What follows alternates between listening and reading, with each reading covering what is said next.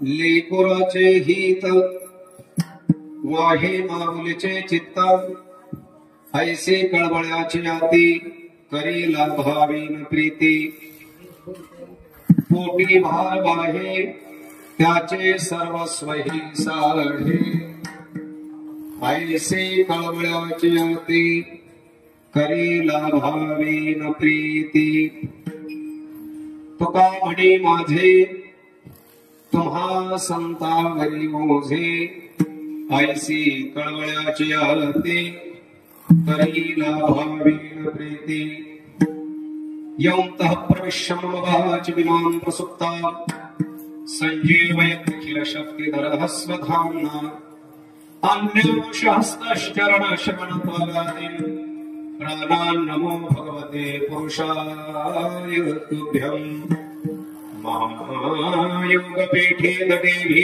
मर्ध्या वरं पुण्डरीकाय गातुं मुनीन्द्रैः समागत्य तिष्ठन्तमानन्दकन्दम् ब्रह्मलिङ्गं भजे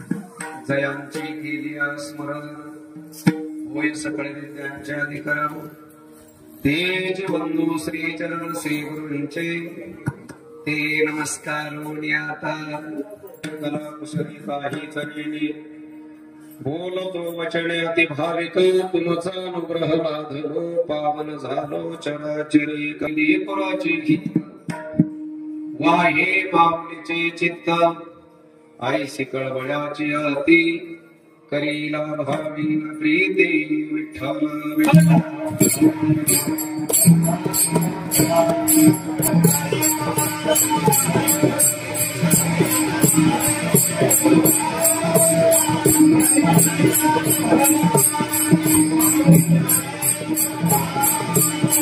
इथे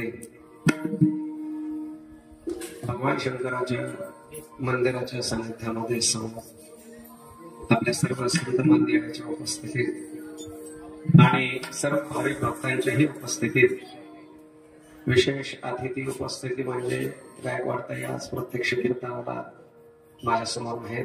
छोटेसे माऊली त्यांचे चिरंजीव ही सुद्धा उपस्थित आहे आणि आजचं कीर्तन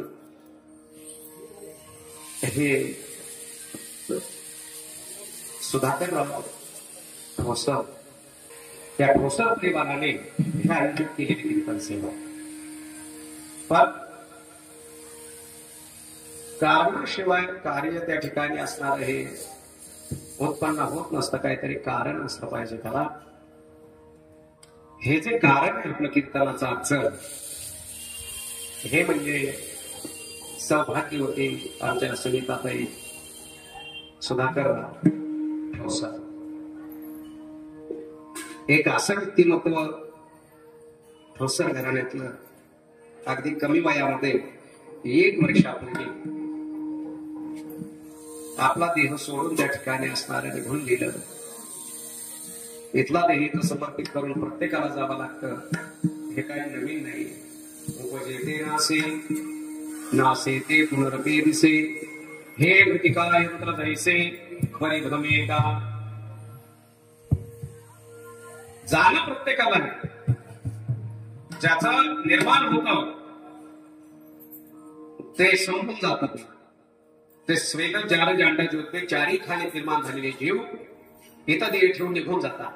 भले ती कुठल्याही येऊन येते. ही कर्मभूमी याला मृत्यूभूमी असं म्हटलेलं आहे. याचं नावच मृत्यूभूमी. आपण आलो की जाणार आहे हे निश्चित आहे. पण त्याच्यात काही वय सांगितलेलं आहे, हकलीचा भाग आहे. त्याच्यामध्ये गंडांतर सांगितले, त्याच्यामध्ये शरीर रोगाचे भांडार हे सांगितलंय. या सगळ्या आपत्तीतून जर पुढे गेलो तर पूर्ण आयुष्यात आपण, नाहीतर मग अल्प वयामध्ये आपल्याला जावं लागतं हे निश्चित. त्याचप्रमाणे अल्प वयातच त्यांचा छोट्या असे आजोबांनी मृत्यू झाला. खेरड्याला आमच्या खेरडा अथवा चिंचोली, आता चिंचोलीला आले ते सगळे परिवार राहायला. ज्यावेळेस सगळे वाड्यात जायचो तिथे त्यावेळेस सुनीताताईचं आसनं हे इतकं गरजेचं आवश्यक वाटलं गेल्यानंतर. अति आवश्यक आणि अति गरजेचं. सगळी माणसं स्वभावाने सारखे नसतात, प्रत्येकाचे वेगवेगळे स्वभाव आहेत. जेवढ्या व्यक्ती आहेत, जेवढ्या प्रकृती, तेवढ्या मोठी आहेत, तेवढी बुद्धी, आणि त्याप्रमाणे तो विवेकाने विचार आहे आपापल्याचा. सुनीताताईला पुढे त्या ठिकाणी असणारी मुलं, एक पंडित, एक अविनाश आणि बाप्पा, असे 3 अपत्य.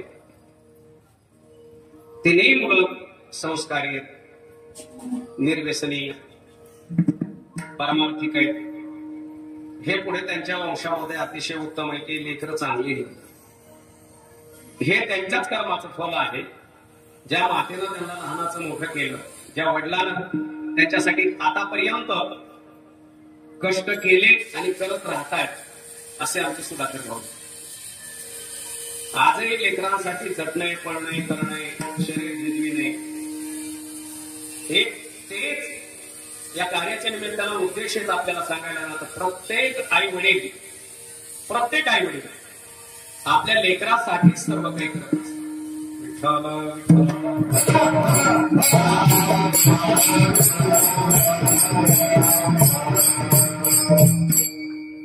एवढं आई वडील करतात आपल्या लेकरासाठी, एवढं की त्यांच्या शरीराचीही काळजी न करता त्या आई वडिलांसाठी कार्य करतात. बाप झाल्यापासून पुढं ते वृद्ध अवस्थेपर्यंत त्यांची जी तळमळ असते, जी धडपड असते, जे पळणं असतं, जे सगळं स्वतःच्या शरीराचा विचार न करता या गोष्टी करणं असतं, सगळं हे स्वतःसाठी. पुढं आपली लेकरं आहेत, त्या लेकरांसाठी. आपले 2 लेकरं असतील, कोणाची 1 असेल, कोणाचं 4 असतील, पण त्यांच्यासाठीच आई वडील झटतात. हे आजपर्यंतचा इतिहास आहे. आजपर्यंत वर्तमान काळापर्यंत जर आपल्यावर सगळ्यात जास्त शरीराने झिजून जर कोणी आपल्यावर उपकार करत असेल तर त्या 2 व्यक्ती दिसतात.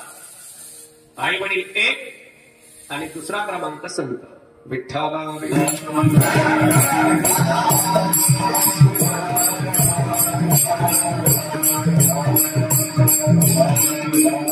सुनीताताईंच्या सेवेसाठी घेतलेला अभंग 4 चरणाचा तुकोबारायाचा अभंग आहे. लेकुराचे हित वाहे माऊलीचे चित्त, एक पवित्र दृष्टांत देऊन, एक पवित्र नात्याचा विचार करून महाराजांनी संतावर आपलं ओझं सोपवलंय. पण ते संतावर आपलं ओझं सोपवत असताना तुकोबारायाने पवित्र उदाहरण दिले. अतिशय पवित्र, अतिशय समर्पणाचं, निरपेक्ष प्रेमाचं असं जर कुठलं उदाहरण आहे कुटुंबातलं निरपेक्ष प्रेमाचं, तर त्यांचं नाव आहे आई आणि बाबा. आई आणि बाबा हे उदाहरण आहे पवित्र असं.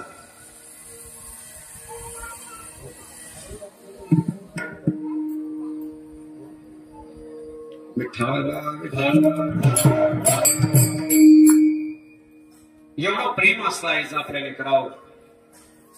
आई म्हटलं की तुम्ही कुठल्याही याच्यात पहा, पक्षामध्ये जर पाहिलं सारी चारामुखी पिलांच्या चिमणी हळूच देई आणि गोठ्यात वासरांना या चाकत हाती घाल. दिनकर पेंढारकरांनी वर्णन केलं त्यांच्या कवितेमध्ये. पक्षामध्ये विचार केला व चिमणी सुद्धा दूरवर जाऊन श्रम करून आपल्या मुखामध्ये चारा आणून जे भक्ष्य असेल त्याचं ते आपल्या पिलाच्या खोब्याजवळ येऊन त्या पिलाच्या मुखामध्ये भरावते. हे कोण आहे? पक्ष जातीत आहे मान्य, पण कोण आहे? तिचं नाव आई. ती आई ते आपल्या स्वतःच्या शरीराला निसर्गाच्या या कमी जास्तपणाच्या याच्यात झोपून दिलंय लेकराला चारा आणण्यासाठी. ज्यावेळेस चारा आणायला जाते त्यावेळेस तिला कल्पनाही नसेल की वारं सुटणार आहे, पाऊस येणार आहे, काही वातावरण बदलणार आहे, काही होणार आहे, हे काही तिच्या मनात नाही. तिच्या मनात एकच आहे, माझ्या लेकराला खायला पाहिजे काहीतरी. आणि त्यासाठी ती संघर्ष करते. खोप्यापासून उडत शेतात जाणार, तिथून ते खाद्य घेणार, उडत येणार आणि लेकराच्या मुखात घास भरणार. भले कुठेही संकट होती तिथपर्यंत येणार आणि ते कार्य करणार. चिमणीकडे जर पाहिलं, तिचा मातृभाव जर पाहिला तर आपल्या डोळ्यात पाणी येईल. आपण जर अंतर्मनाने थोडा विचार करून ते पाहतो. आई शब्द बाकी कुठलाही पक्षी पहा, पशु पहा, ज्यावेळेस लेकरावर संकट येतं त्यावेळेस खारसानं आई पुढे होते आणि त्याचं संगोपन करते. तसं आपल्या जीवनामध्ये मनुष्य जन्माला आल्यावर आई आहे. आणि ती आई म्हणण्यापुरती आई नाहीये. आई म्हणण्यापुरती नाहीये, आई शब्दापुरती नाहीये. आई हा शब्द समुद्रापेक्षाही खोल आहे की ज्याची खोली कमी नसून आजपर्यंत शोधता आली. शब्द शोधले, भाव शोधले, मन शोधलं, पण खोली नाही शोधता आली. त्या शब्दाचं नाव आहे आई. समुद्रापेक्षा खोल शब्द आहे. आणि ज्यावेळेस आई जात असते त्यावेळेस लेकराचं पांघरून निघून जात. बाप जातो त्यावेळेस त्याचं छत्र जात आणि आई ज्यावेळेस जाते त्यावेळेस त्याचं पांघरून जात. त्याला कोणतं पांघरून म्हणतात माहिती? मायेचं पांघरून. लेकरू जर थंडीमध्ये पडलेलं असलं तर ते उघडेल का? त्याच्या अंगावर पांघरून बाजूला झालंय का? त्याचं पांघरून व्यवस्थित आहे का नाही? हे बाप उठून पाहत नाही, हे आई पाहत. आणि आई अंगावर आणून टाकते त्याच्या पांघरून. आणखीन ते पांघरून टाकून दुसरं पांघरून टाकते. याला थंडी नाही वाजली पाहिजे, कारण ते मायेचं पांघरून आहे. जेव्हा आई पांघरून टाकते त्यावेळेस खरंच थंडी वाजत नाही. विठ्ठल आपण बाहेरून या. एक व्यक्ती घरात असेल विचारणारी, जेवलास का? काय नाही, जेवलास का? ज्यावेळेस ती निघून जाईल भूक विचारणारा कोणी नसेल तुम्हाला. विठ्ठल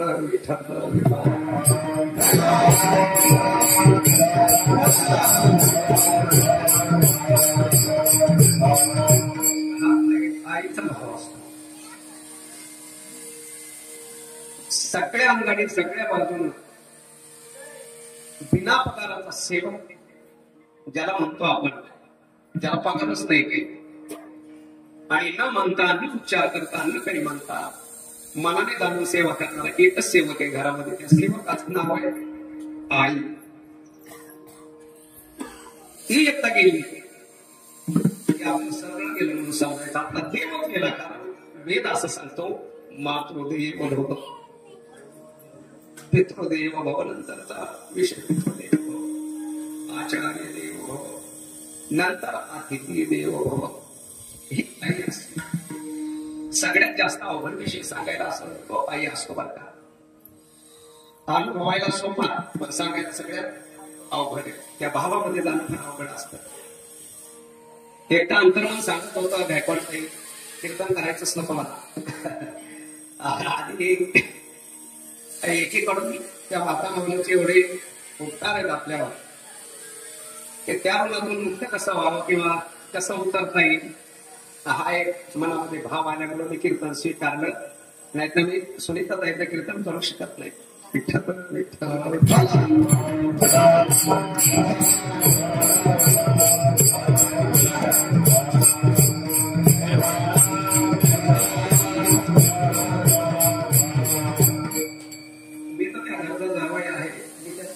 भाऊ आहे, पण जी घरातली माणसं असतील त्यांचं काय असेल, की जे घरात आहेत प्रत्यक्ष 1 वर्ष झालं त्यांना जाऊन त्यांची काय अवस्था असेल,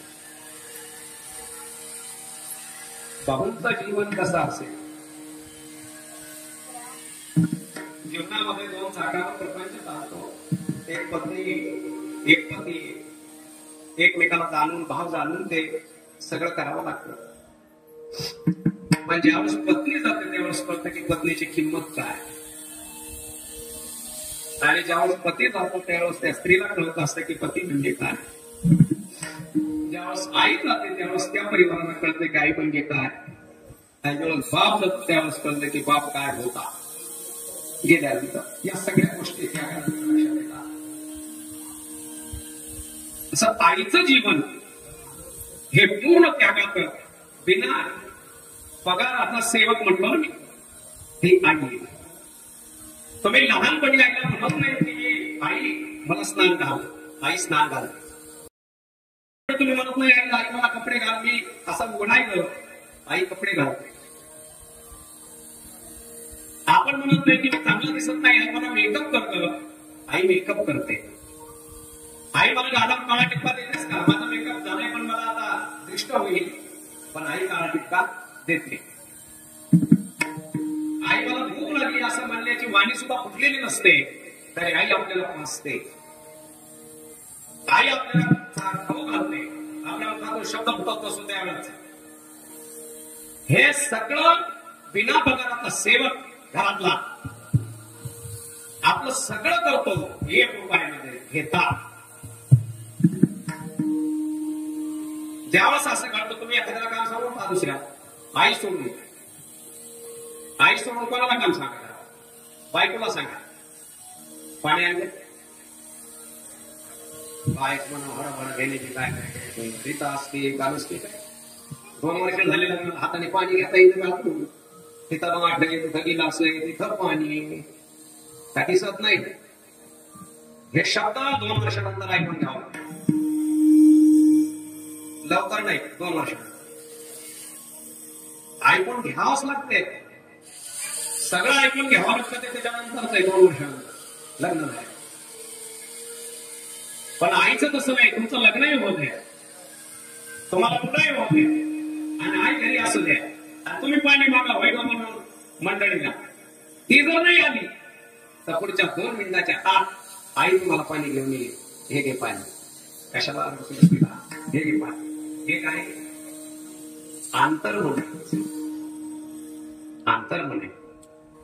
हे आणखीन काय, त्या आईचं शुद्ध प्रेम आहे, निरपेक्ष प्रेम आहे. सापेक्ष प्रेम करणारी घरातली सगळी मंडळी सापेक्ष प्रेम करणार, सगळे टोटलच्या टोटल. पण एकमेव निरपेक्ष प्रेम करणारी घरात आई. आपण गेल्यानंतर द्रव्यासाठी भांडणारे माणसं आहेत, ते कोण आहेत त्या ठिकाणी.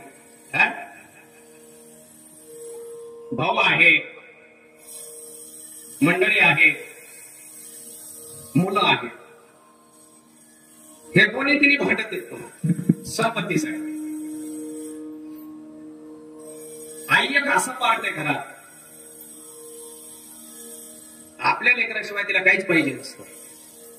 लेकरच पाहिजे, बाकीचं काही नाही. अपेक्षाच नाही काही. अशी आई घरातून ज्यावेळेस जाते त्यावेळेस आभाळ कोसळलेला असतो. त्याची आई गेली त्याच्यावर, आणि ज्यावेळेस आपण आई शब्द ऐकतो डोळ्यातून आपोआप अश्रुधारा व्हायला सुरुवात होतात आपल्याला. आई शब्द जरी ऐकला तर आई गेल्यानंतर की तिथं शब्द नसतो, पुन्हा काही बोलायचंय, काही म्हणायचंय, काही आपोआप डोळे बोलून जातात सगळं, काही बोलायची गरज पडत नाही. आई म्हणून कोणी आई सहा कमारे तेहा काही कानी मज होई शोककारी नोभे हाक माते मारी कुणी पुढारे आई कुणा म्हणू मी आई घरी ही न्यूनता सुखाची चित्ता सदा विधारे स्वामी तिने जगाचा आई विना भिकारी. हे शब्द हा भाव यायचा कवीनं मांडलेला.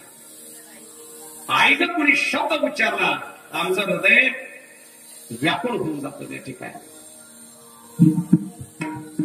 आणि ते व्याकुळ झालेलं हृदय त्याचा भाव हा डोळ्यातून प्रसवत असतो. अंतर्भाव हा डोळ्याचे अश्रू सांगून जातात की आई ही काय होती आपल्यासाठी देव. मग अशी जी आई घरामध्ये ज्याच्याकडे आहे तो भाग्यवान आहे. हे आजही सेवा करण्याची संधी काळानं त्याच्या समोर ठेवलेली. पण ज्याच्याकडे नाहीये तो अभागी. आई नसणं हे अभागीपण आहे लेकरासाठी, अति अभागीपण. आणि ती जाणं देव टिकून गेला खरा. का देव म्हटलंय तिला माहितीये अनेक प्रमाणे संतांची. एका ठिकाणी देवना मातांना कारे आठवीसी कृपाळ देवासी मोसितो जगासी कोणी केली बाळा दुधाची उत्पत्ती. आपलं अमृत पाजलेलं आहे तिने. आज विज्ञान सुद्धा तिथं फेल गेलेलं आहे की ते निर्माण कसं होतं हे त्यांनाही माहित नाही. आई जे अमृत पाजते आपल्याला घेऊन ते निर्माण कसं होतं डॉक्टरच्या बापाला माहित नाही. निर्माण कसं होतं हे माहित नाही. ते वाढवण्याची औषधं डॉक्टर देते. ते वाढलं पाहिजे, कमी पडता येतो त्याला विज्ञानाने शोध लावला ते वाढलं पाहिजे. पण निर्माण आईच्या शरीरातलं किती रक्त दिल्यावर किती दूध तयार होईल. सायंटिस्टला आईच्या शरीरातलं रक्त किती दिल्याने सायंटिस्ट दूध निर्माण करते, एखादी कंपनी निर्माण करते? बिलकुल नाही, बिलकुलच नाही. ते पुन्हा होणे नाही. म्हणून तिनं आपल्याला अमृत पाजलंय. अमृताहुनी गोड पाजलास पाना आई तुझ्या मूर्ती बानी या जगात मूर्ती नाही.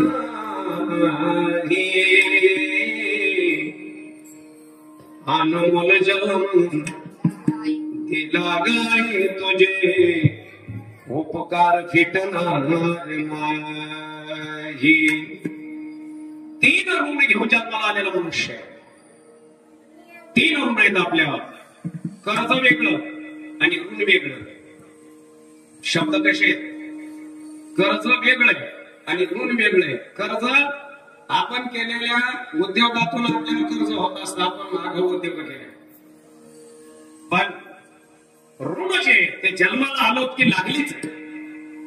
ते कोणते कोणते श्रीमद भागवतात त्याचं वर्णन आहे.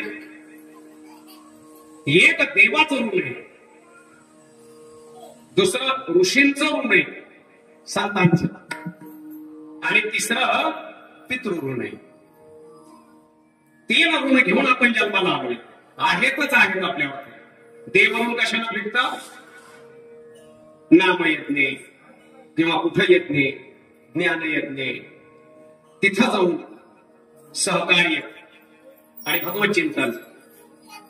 देवाचं ऋण फेडण्यासाठी यज्ञाधिक कर्मामध्ये सहकार्य करून तिथला प्रसाद घेऊन तिथला त्या ठिकाणी आशीर्वाद घेऊन आपण आलो. देवासाठी काय केलंय? देवऋणातून आपल्याला उत्तीर्ण होत आहे. ऋषी ऋणातून उत्तीर्ण व्हायला काय करा? तुकोबारायचा गाथा वाचा, ज्ञानोबारायची ज्ञानेश्वरी वाचा, संत वाङ्मय वाचावे. आपण ऋषी ऋणातून मुक्त होतो. आणि पितृऋणातून मुक्त होण्यासाठी काय सांगितलं? तर त्याच्यासाठी सांगितलंय व्यवस्थित गृहस्थ आश्रम जर सांभाळला तर पितृऋणातून मुक्त होता येते.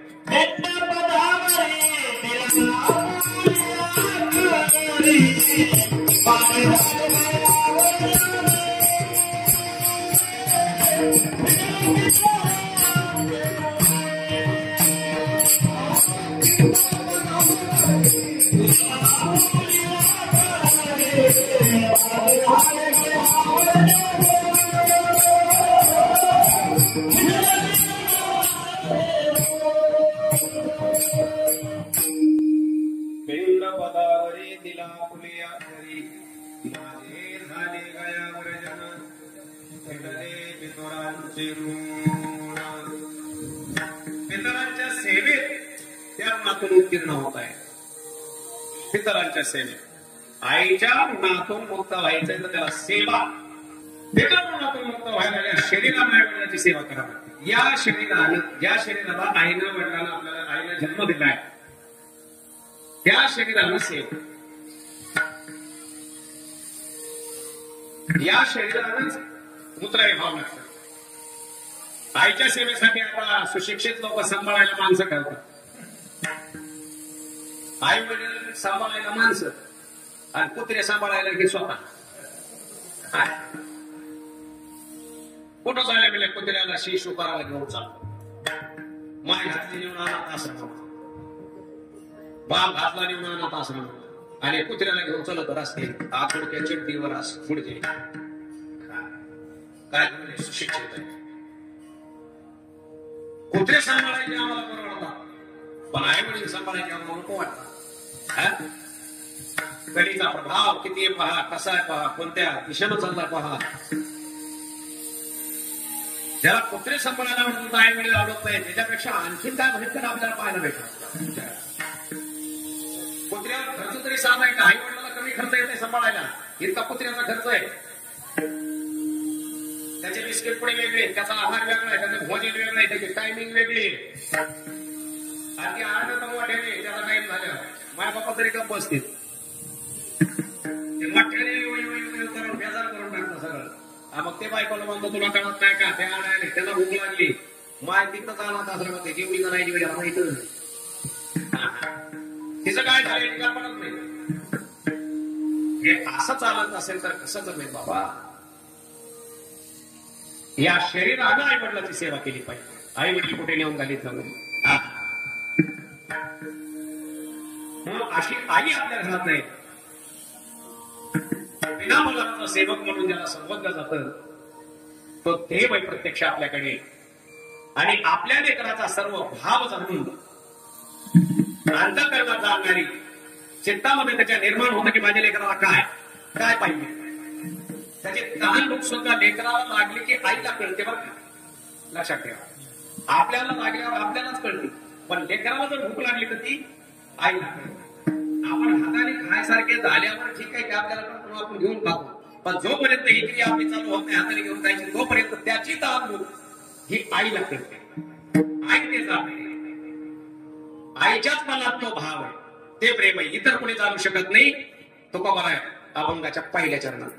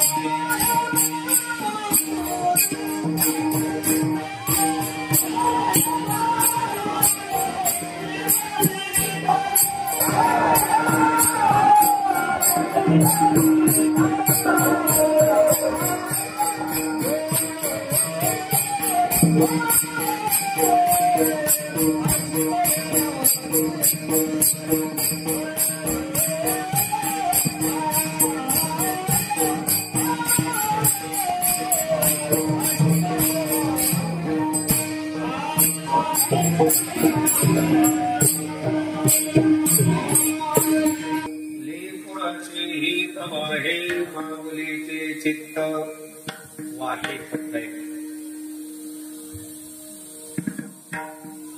लेकराच्या हितासाठी मातेचं चित्त वाहत राहतं. अखंड प्रवाह वाहणीचे प्रवाहित होणे. प्रवाह हा रोखत नाही. रोखला तरी रोखत नाही. ज्यावेळेस गोदावरी असेल, गंगा असेल, सिंधुफणा असेल, प्रवाह चालू झाला तर तो रोखू शकत नाही. कोण येत नाही. तळी झाले तरी ते सुद्धा नाही.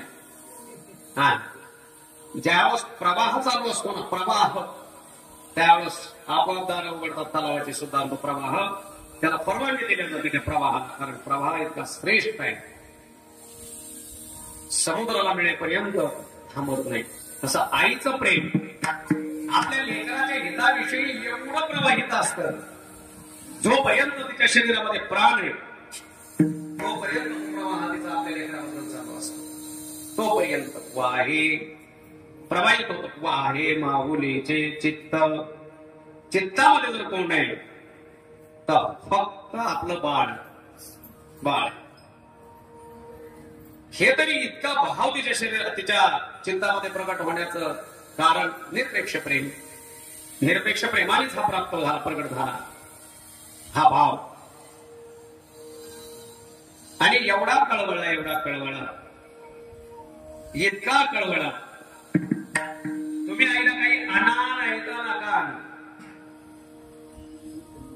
तरी तोंड भरून त्या कळवळ्याचं जे वर्णन आहे ते तुकोबाराने केले.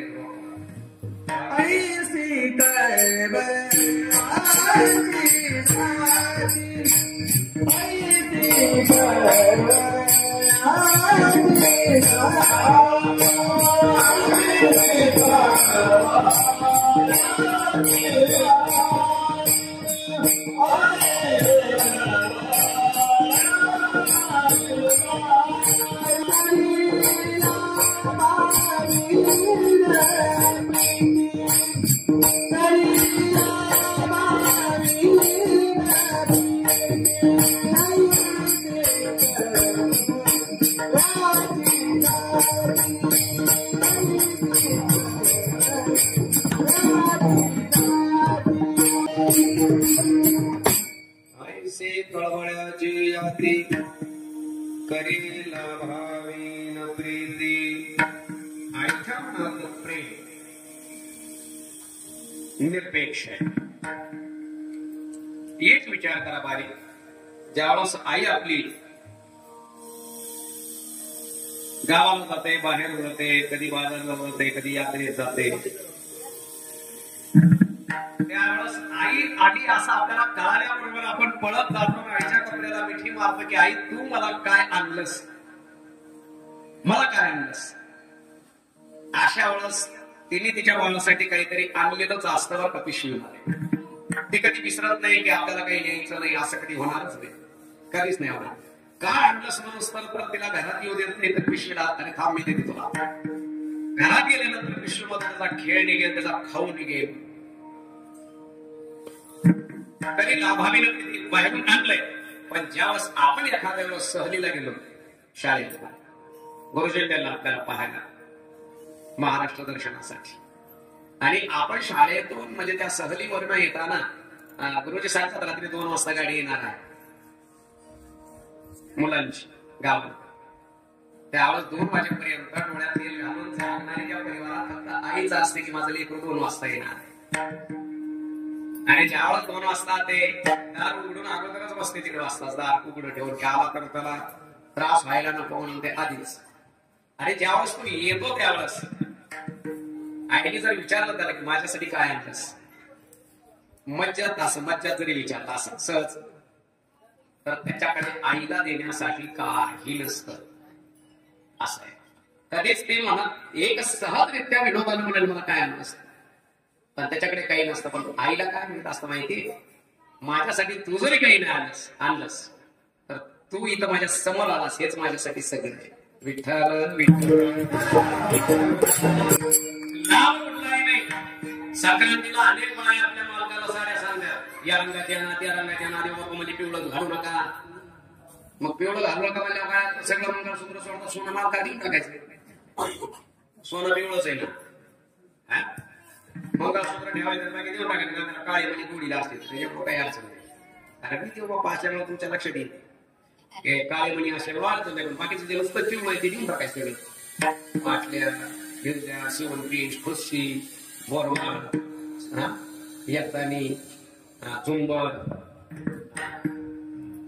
हे सगळं देऊन टाकायचं मालकाच्या. पिवळं घालायचं नाही संक्रांती तुम्हाला नाही, मालक तुम्हाला नक्की 2000ची पिवळी साडी देते. सोनं त्याला देताल का? नाही, बिलकुल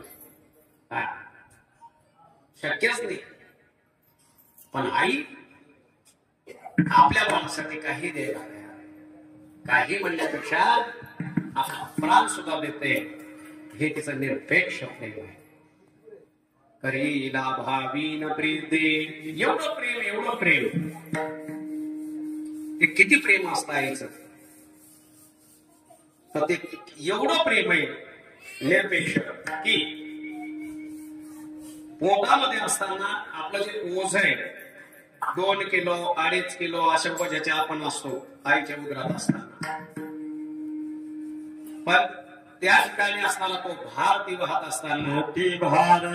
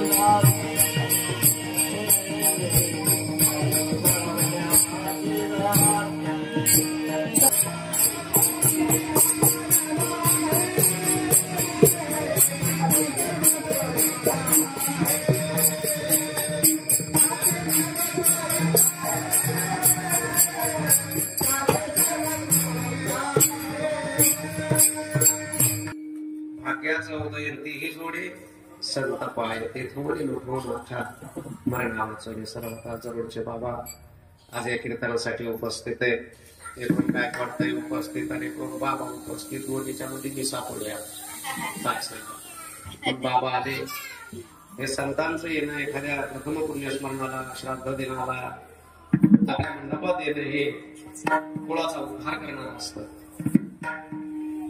कारण ज्यावेळेस त्या ठिकाणी पलीकडे भगवान आले त्यावेळेस त्यांनी व्यक्त केलंय की ज्यावेळेस संत महात्म्य आपल्याकडे येतात त्यावेळेस पूर्ण पवित्र होतं, पितराचा उद्धार होतो, भूमी पवित्र होते आणि आपल्याला त्या संतांचा आशीर्वाद मिळतो. बाबांचं सुद्धा या ठोसर परिवाराच्या वतीने शब्द सुमानाने त्या ठिकाणी स्वागत आहे.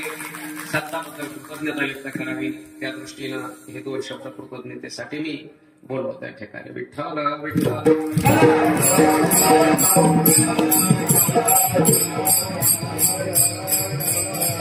मोठी भारवाहे त्याचे सर्वस्व ही साहे. 2.5 पावणे 3 किलोचा गोळा पोटामध्ये आपण असतो तिच्या, त्यावेळेस त्याचा भार न मानता कधी म्हणले तुझं वजन झालंय माझ्या पोटाला, कधी सुद्धा आणि तो गोळा घेऊन ते सगळं घरातलं काम करते. पूर्वीच्या काळामध्ये ज्या जुन्या महिला तिथं त्यांना करता सगळी कामं केली हो यांनी, सगळी कामं झाडण्यापासून सड्यापासून वजन उचलण्यापासून सगळे घरातल्या स्वयंपाकापासून सगळी कामं, रानातली कामं सुद्धा पोटात असताना आपण तर कधी भार मानला नाही, कधीच नाही. आणि आता असं घडलंय, आता असं झालंय, ते डॉक्टरकडे गेलं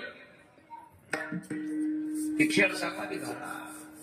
जेव्हापासून हे डॉक्टरकडे जाणं झालंय मातेचं तपासायला तेव्हापासून काय झालंय, बाई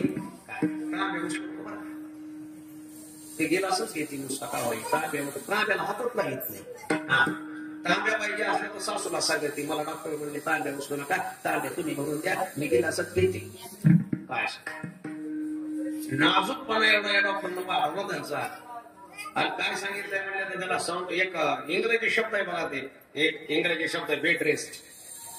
मला बेड रेस्ट सांगितले असं. मग नवरा कामाला लावायचं आणि सासू कामाला लावायची बा मोकळे. तरी पुन्हा इतकं करून सुद्धा हे सगळे त्याला मान्य आहे की आतल्या लेकराच्या सुखासाठी घरच्यांनी मान्यता दिली, कष्ट स्वीकारले, तरी पण ते पुन्हा म्हणतात नाही आता शिजरच करावं तुम्ही, इतकं आराम करून सुद्धा. पण हे काय विज्ञानाच्या पाठीमागे लागल्या, विज्ञान कसं आपल्याला त्याच्या पाठीमागे खेचत घेत असत, खेचून घेतं, त्याचं ज्वलंत उदाहरण ते. पण आईच्या दृष्टीने विचार केला कधी दुःख मानित नाही त्याचं. गोपी भाव आहे लेकराला जन्म देताना एवढं तिचं प्रेम आहे आपल्या लेकरावर आणि एवढा कळवळा आहे, इतकं निरपेक्षा आहे. एक उदाहरण सांगतो मी आपल्याला दृष्टांत, म्हणजे आपल्या लक्षात येईल आई काय असते. एक मुलगी विवाह होऊन आपल्या घरी गेल्यानंतर 2 वर्षानंतर बाळापणासाठी त्या ठिकाणी अशा प्रकारचा अनैक्य असा आई वडिलांना ठरवलं. पण आता इकडे यायचं माहेरी तर सासरची लोक चांगली होती सगळी. सासरची लोक म्हटले बघा आम्ही काही कमी प्रेम देत नाहीत त्याला आणि तुम्ही नेण्यापेक्षा आम्ही सांभाळतो म्हणले, सगळं करतो व्यवस्थित खर्च, तुम्ही काही येऊ नका, तुम्ही तिथंच आता या दवाखान्यात, आम्ही पाठवण्यापेक्षा मग झाल्यावर तुम्ही घेऊन जा नंतर, पण आम्ही करतो ना सगळं, देऊ माणसं भेटले पुढचे. ते म्हणजे मान्य माणसं चांगली होते, पुढचे दिले त्याचे मुलगी दिले ते बरं, म्हणजे काय हरकत नाही, आमची मान्यता आहे. ज्यावेळेस मान्य केलं, डिलिव्हरीची वेळ आली, दवाखान्यात नेलं, तिकडल्यांना बोलवलं, इकडल्यांना बोलवलं, मुलीच्या आई वडील आले, भाऊ आला, इकडले नवरदेवाकडले तो नवरदेव आहे म्हणजे तिचा पती आहे, त्याचे आई वडील आहेत म्हणजे याचे सासू सासरे पती हे सुद्धा आले. आणि दवाखान्यात आल्याच्या नंतर काही प्रोसेस असतात, ऍडमिट केलं, सांगितलं पहाटे 2 वाजेपर्यंत होईल, फॉर्म भरायला 2च्या नंतरचा एक फॉर्म भरायला पुन्हा, आणि ते बाहेर आली सिस्टरांनी सांगितलं सही जातो. त्यांचे मिस्टर कुठे आहे ते घेतला बोललो, म्हणजे सही करा, म्हणजे सही कशी म्हणले थोडं कठीण, म्हणले काय कठीण आहे, म्हणले दोन्ही करून एक तर मुलगा किंवा त्याची आई असं दोन्हीतून एक तुम्हाला मिळतंय, त्याच्यावर सही करा, तुम्हाला काय पाहिजे ते सांगा. मुलगा पाहिजे का पत्नी पाहिजे, नवऱ्याला प्रश्न विचारला, नवऱ्यानं सांगितलं मला पत्नी पाहिजे, मुलगा नको, सही केली. तेथून गेले त्याच्या आई वडिलांकडे गेले, सासू सासऱ्याकडे, त्यांना विचारलं तुम्हाला नातू पाहिजे का सून पाहिजे, ते म्हणजे सून पाहिजे. नातू पुन्हा होईल त्याला, आम्हाला सूनच पाहिजे. सासरवाडी कडल्याने सांगितलं तेच. तिच्या आई वडिलाकडे गेले, भावाकडे गेले, आईला एवढं स्वतःहून केलं काय, म्हणजे काही नाही, असं असं घरी अडचण आहे म्हणले, आणि असं असं आहे तर तुम्हाला तुमची मुलगी पाहिजे का नातू पाहिजे. त्यांनी सांगितलं मुलगीच पाहिजे, नातू आम्हाला पुन्हा होईल का व्यवस्था काय, पण आम्हाला मुलगीच पाहिजे. सगळ्यांच्या सह्या झाल्या की तीच त्यांना पाहिजे. पण ज्यावेळेस स्वतः तिच्याकडे डॉक्टर गेले आणि तिला सांगितलं बाळ आता तुला बाळ होणार आहे, पण एक अडचण आहे. ते सांगितलं का, एक तर बाळ किंवा तुझा अंत, दोन्हीतून एक. मग बाळाला जन्म द्यायचा का तुझा अंत स्वीकार,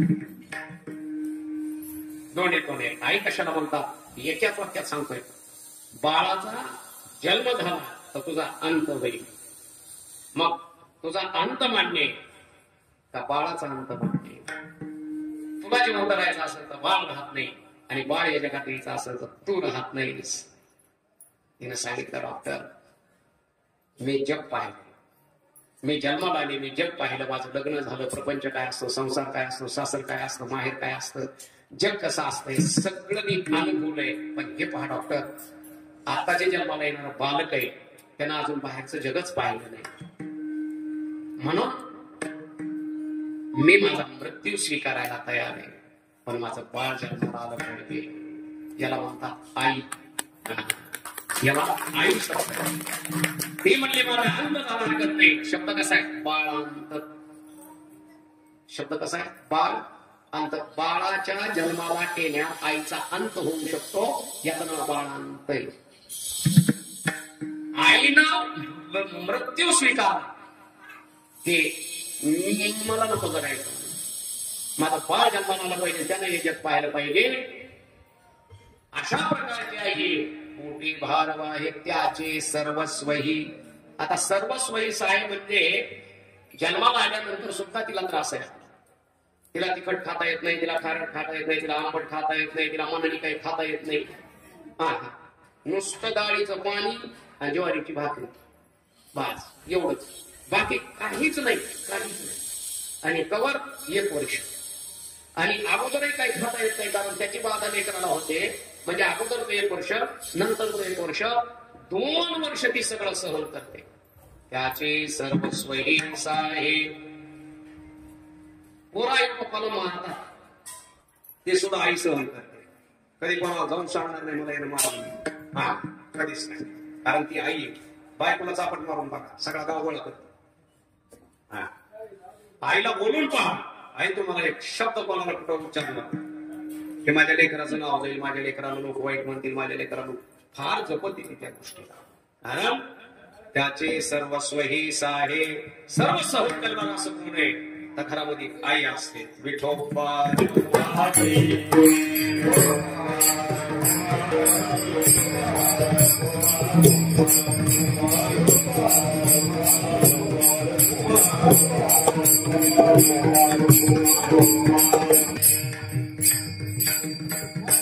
तुकोबारायाने पवित्र दिलेला दृष्टांत, पवित्र दिलेलं त्या ठिकाणी असणारा आतापर्यंतचा सगळा पवित्र नात्याचं सांगितलेला दृष्टांत आहे. आतापर्यंत आपण जे बोललो, पण असेच प्रेम करणारे निरपेक्ष जगात संत आहे. कारण पहिली जन्म देणारी आई. आता आईचा विचार केला तर कसं आहे, आई, माता हा शब्द येतो. आता शब्द निघाला तो नवीन, मम्मी आणि पप्पा. आणि आता नवीन एक शब्द आलाय, काय पडताय तुम्हाला सांगतो, डॅडू. ते अतिसुशिक्षित. तो शब्द कसा आहे? अतिसुशिक्षित. त्यांनी फक्त बापाला म्हणायचं डॅडू, असं झालंय. आई बाबा शब्दासारखा पवित्र शब्द दुसरा नाहीयेच. त्याच्यामुळे आई जगामध्ये जन्म देणारी एक आई आहे. श्रुती एक आई आहे. नाही श्रुती पर्वती माऊली जगा. श्रुती ही जगाची आई आहे, त्यात आपण आलो जगात. श्रुती एक आपली आई आहे, जन्म देणारी एक आई आहे. भूमी एक आपली माता आहे, आई आहे. वेद माता आहे, गायत्री माता आहे, श्रुती माता आहे, भूमी माता आहे, जन्म देणारी माता आहे, गीता माता आहे, सप्तशती माता आहे. ह्या सगळ्या आई आहेत आपल्या. तसे संत आई आहे. संताला माय आणि बाप म्हणून संबोधित केले.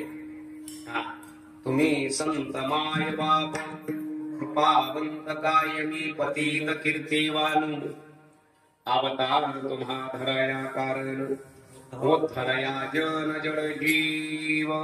मला दुसरी मातेची उपमा देताना संतांना दिली. ती आई म्हणजे संत आहे. म्हणून तो आहे तोंड भरून त्या ठिकाणी असताना अति प्रेमाने जसं त्या लेकराचं सगळं त्या आईनं स्वीकारलंय, तसं तुम्ही संत महात्म्य आहात. माझं जे इथून पुढचं ओझ आहे सगळं वर्तमानापासून पुढचं ओझ ते तुम्ही स्वीकार. महाराजांनी शेवटचे चरण. तुका म्हणे माझे, तुका म्हणे माझे,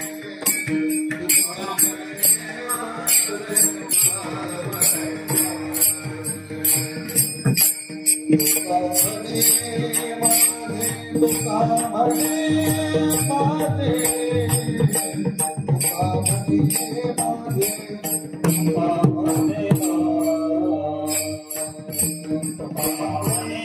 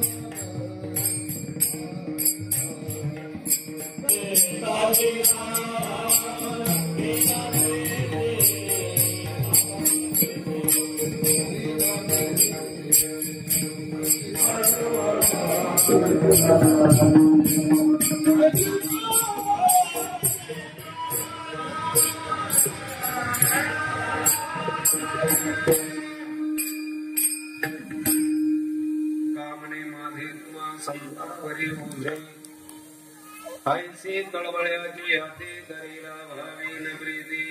तुकोबारायाने पवित्र असं नात्याचं संबंधाचं उदाहरण देऊन संतावर आपलं ओझं टाकलेलं आहे. आता इथून तसं माझं ओझं जसं त्या आईनं बाळाचं ओझं स्वीकारलेलं आहे सगळं निरपेक्ष प्रेमाने भावनेनं, तसं तुम्ही संत आहात आणि माझं सगळं जे ओझं आहे जो माझा भार आहे सगळा हा आता तुम्ही स्वीकारा. त्या आईनं बाळाचं स्वीकारल्याप्रमाणे तुम्ही माझा भार स्वीकारा. त्या पद्धतीनं मी तुमच्या ठिकाणी असणाऱ्या चरणाजवळ आहे. संत महात्म्यावर सगळा भार तुकोबारायांनी सोपवला. त्या ठिकाणी एक पवित्र नात्याचं उदाहरण देऊन आणि त्याच भावाला प्रगट आपण या अभंगाच्या द्वारे तुकोबारायांच्या प्रयत्न केला या दीड तासामध्ये प्रगट करण्याचा. पुष्कळ प्रमाण पुष्कळ उदाहरण आहेत आईच्या बाबतीमध्ये पुराणामध्ये अनेक उदाहरणं देता येतात. पण मला माझाच वेळ मला कमी द्यायला असेल नाही तर अनेक आई अनेक माता आपल्याला सांगता येतात. कोणत्या झाल्या कशा झाल्या काय झाल्या त्याच्यामध्ये भक्त माता आहेत त्याच्यामध्ये शूर माता आहेत अशा सगळ्या माता सांगता येतात. पण तिकडे न जातात इतक्या भावापर्यंतच आपण येथे त्या ठिकाणी असणारा विचार पाहिलेला तेवढ्यापर्यंत. म्हणून संत सुद्धा एक आई आहेत आपल्यावर तेवढंच निरपेक्ष करणार प्रेम करणारे जगात संत आहेत. म्हणून त्या संतावर भार तुकोबारायाने टाकला की तुम्ही मला सांभाळा. तसं आता हे जे आमचे सुधाकर भाऊजी आहेत आमचे बाळासाहेब आहेत पंडित आहेत त्या ठिकाणी असणारा बाप्पा आहे ही जी मंडळी सगळी यांनी त्या ठिकाणी असणारा असंच आता इथून पुढचं जीवन सत्संग संतांच्या सानिध्यात संत उपदेशात जर घालवलं तर दुःख आपोआप कमी होऊन जात असतं. कारण दुःखाला कमी करणारा काळ असतो की जे दुःखाची तर भरून काढतो त्याचं नाव काळ आहे. आणि तो काळ जर सत्संगात घातला तर आपोआप दुःख त्या ठिकाणी भरून निघेल यात काही संशयच नाही. अशा पद्धतीची ही जी सेवा आहे आजची ही सौभाग्यवती सुनीताताई यांच्या चरणी समर्पित करतो त्या ठिकाणी असणारी आणि माझ्या सेवेला मी येथे पूर्ण विराम देतोय. आपलं ज्ञानदेव तुकाराम होण्याच्या अगोदर श्रद्धांजलीपर 2 शब्द काही बोलतील, 2 शब्द महाराजजी बोलतील. यांचा आशीर्वाद आपल्याला घ्यायचा आहे. म्हणून सगळ्यांनी शांत चित्ताने त्यांचाही श्रद्धांजलीपर 2 शब्द आपण सगळ्यांनी श्रवण करावेत ही सर्वांना विनंती त्या ठिकाणी असणारी. ज्ञानेश्वर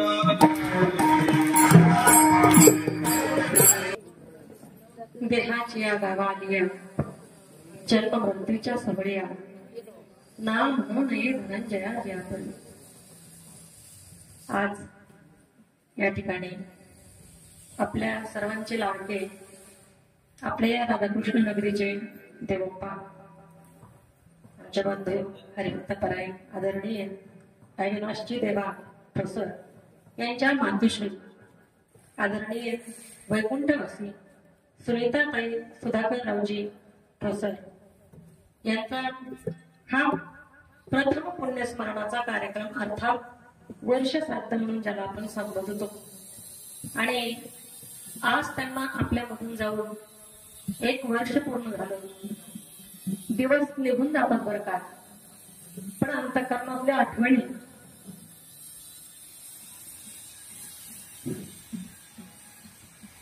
कधीही निघून जात नसतात. आणि म्हणून आज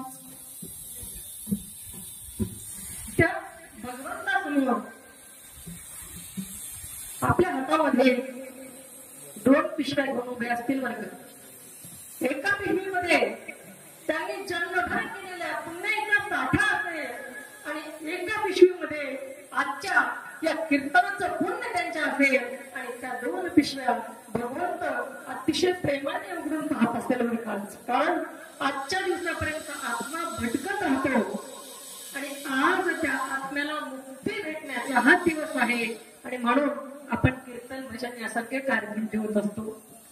कीर्तनाचे कार्यक्रम ठेवण्यासाठी किंवा कथेचे कार्यक्रम ठेवण्यासाठी आणखी कारण सांगायचं म्हटलं, आजचा हा कार्यक्रमच देवप्पांचा आहे बरं का. आपण ब्राह्मण देवतेच्या घरचा हा कार्यक्रम आहे. त्यांच्याकडून चूक कुठल्याही विधीमध्ये नक्कीच होणार नाही, परंतु तरी सुद्धा एखादी अर्धी चूक जरी आपल्याकडून विधी करताना झाली तर ती झालेली चूक भरून काढण्यासाठीच हा कीर्तनाचा हजारो प्रपंच आहे. आणि म्हणूनच कीर्तन कथा आदी कार्यक्रम आपण वर्ष श्राद्धाच्या निमित्ताने पुण्यतिथीच्या निमित्ताने ठेवण्याचा प्रयत्न करत असतो बरं का. आणि मग त्या भगवंताच्या नामस्मरणाचं पुण्य त्या गेलेल्या व्यक्तीच्या पिशवीमध्ये साठत असतं. आणि ते साठलेलं पुण्य आजच्या दिवशी भगवान परमात्मा पाहतो बरं का. आणि मग ते पुण्य पाहून भगवान परमात्मा सुद्धा नाचत असेल. अर्थात आमच्या आईसाहेब सुद्धा आनंदाने नाचत असतील आणि आज भरभरून आपल्या कुटुंबाला आशीर्वाद देत असतील. पहा, माझ्या पतीने, माझ्या मुलांनी असणारे त्यांचे बंधू ज्यांचं आता आपण सुंदर प्रकारचं कीर्तन ऐकलं, त्यांनी माझ्यासाठी सुंदर अशा नामस्मरणाचा हा कार्यक्रम, हा कीर्तनाचा कार्यक्रम आयोजित केला. खऱ्या अर्थानं त्या आज भगवंताच्या द्वारामध्ये सुंदर प्रकारे नाचत असतील, बागडत असतील आणि आपल्या पतीला सुद्धा नक्की म्हणत असतील बरं का. ऐका ना, जीवनामध्ये जगत असताना जोडा फार महत्वाचा आहे बरं का. कमी वयामध्ये ज्यावेळी आपला जोडीदार आपल्याला सोडून जातो त्यावेळी त्या व्यक्तीची मनस्थिती, त्या व्यक्तीचं दुःख, त्या व्यक्तीच्या वेदना त्या फक्त त्याच व्यक्तीला माहित असतात बरं का. बाकीचे त्याची कल्पना सुद्धा करू शकत नाही. ठीक आहे, सर्वजण म्हणतात आम्ही तुमच्या दुःखामध्ये सहभागी आहोत, आम्ही तुमच्या दुःखामध्ये सहभागी आहोत. लोक सांगतात आम्ही तुमच्या दुःखात सहभागी आहोत, पण खरं सांगू त्या जोडीदाराचं दुःख कुणीच वाटून घेऊ शकत नाही बरं का. आणि म्हणून आज काकांना आमच्या गेलेल्या असणाऱ्या मावशी नक्की म्हणत असतील बरं का. काका, मी पाहत असते काकांना, बऱ्याचदा आमचा रामकृष्णाने जाता येता होतो आणि खरोखर माणसाचं दुःख फार विचित्र असतं बरं का. जनावरांचा सुद्धा जोडीदार गेला, त्यांचं दुःख ते व्यक्त करताना आपल्याला दिसतात. पण हा तर मनुष्य देव आहे, याला सगळं समजतं, याला तोंडाने भावना व्यक्त करता करता येतात, परंतु काही भावना अशा असतात की त्या व्यक्त सुद्धा करता येत नाही. माणसं सहज म्हणतात, अहो एवढा ज्ञानी मनुष्य आणि बायको गेल्याचं दुःख करतोय बघा ना. अहो मी ज्ञानी बाई आहे आणि नवरा गेल्याचं दुःख करते बघा ना. सांगू तुम्हाला, कितीही ज्ञान असलं, तुम्ही कितीही ज्ञानी असाल तरी सुद्धा अशा वेळी हे ज्ञान. आणि म्हणून आमच्या सुनीता वंशी नक्की आज सुधाकर काकांना म्हणत असतील, काय म्हणत असतील ऐका ना. नको उन्हाळा असू आता,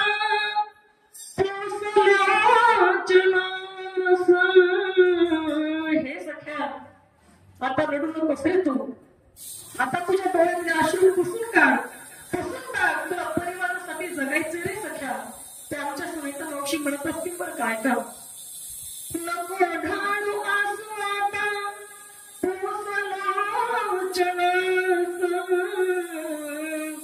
तुझा आणि माझा आहे वेगळा प्रवास.